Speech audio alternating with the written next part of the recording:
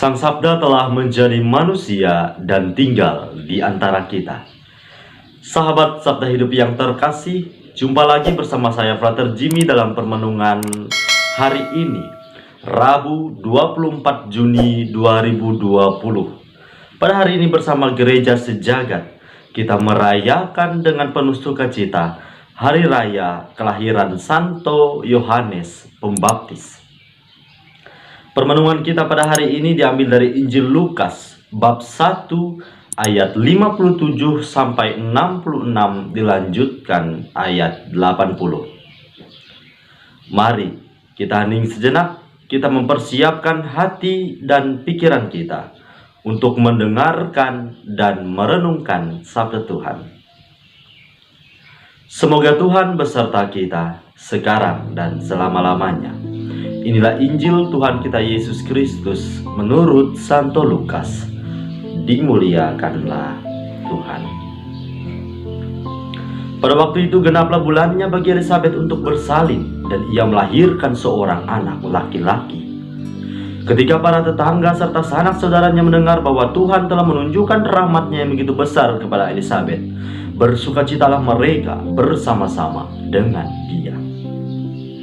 Maka datanglah mereka pada hari yang ke-8 untuk menyunatkan anak itu, dan mereka hendak menamai dia Zakaria menurut nama bapaknya.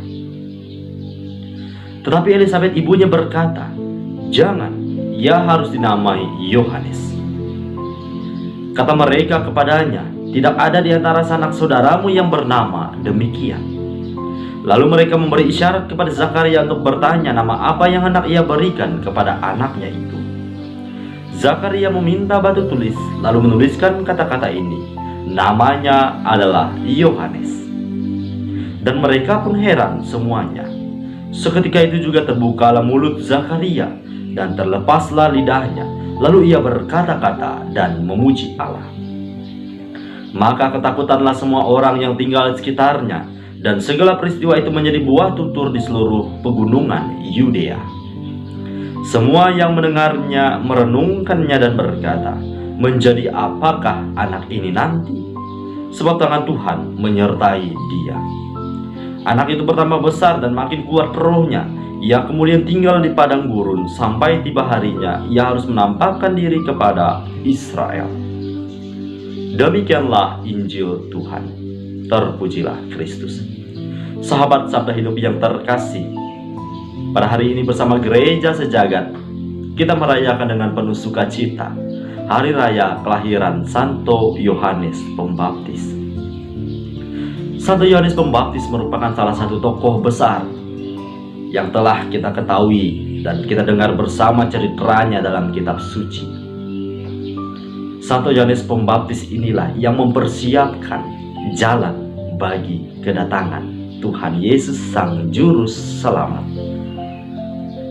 Kelahiran dari Santo Yohanes Pembaptis yang telah kita dengar bersama ceritanya dalam Injil pada hari ini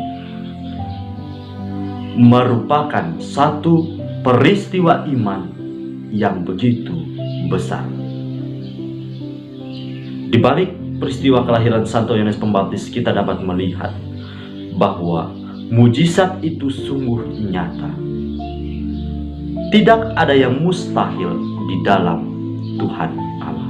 Ini poin yang pertama yang hendak saya ajak kita semua untuk merenungkan, bahwa Allah yang kita imani ialah Allah yang penuh dengan kuasa.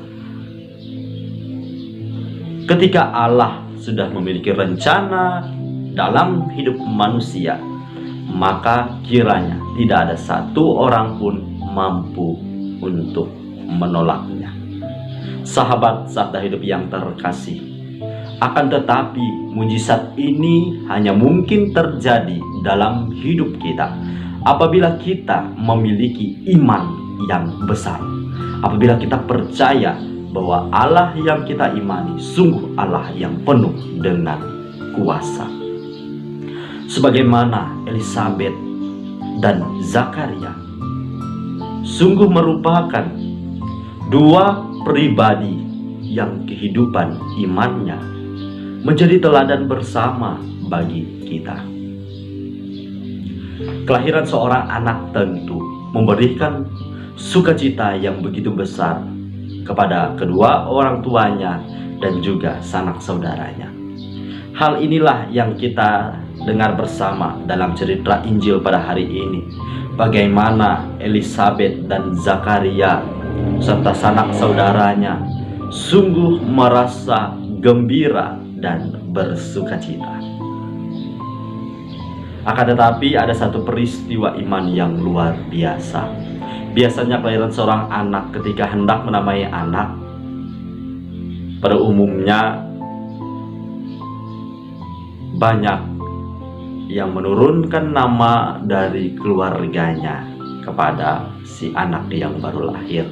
Akan tetapi dalam cerita Injil pada hari ini kita melihat bagaimana Elisabet dan Zakaria memberi nama kepada anaknya, kepada Yohanes Pembaptis, nama yang begitu jauh berbeda dari kebiasaan orang pada umumnya. Akan tetapi di balik ini ada peristiwa iman yang begitu besar, ada upaya yang luar biasa untuk mencari kehendak Allah. Kita telah melihat bersama bagaimana kerendahan hati dari Zakaria dan Elisabet yang diperlihatkan kepada kita semua, keteladanan iman yang mereka berikan. Sahabat Sabda Hidup yang terkasih, saya, Anda, dan kita semua tentu melalui permenungan pada hari ini diajak untuk semakin meningkatkan kualitas kehidupan beriman kita. Rasa percaya tentu harus kita miliki apabila kita hendak menjadi pribadi yang sungguh penuh dengan iman. Percaya terhadap apa? Yakni percaya kepada setiap kehendak, rencana, dan tuntunan Allah bagi perjalanan hidup kita. Semoga buah-buah permenungan pada hari ini sungguh membantu kita untuk masuk pada permenungan pribadi yang lebih mendalam. Sekiranya sungguh dapat membantu kita untuk berjalan menuju kepada kedewasaan iman. Semoga Allah yang Maha Kuasa memberkati kita, melindungi kita terhadap dosa, dan mengantar kita ke hidup yang kekal. Dalam nama Bapa dan Putra dan Roh Kudus. Amin.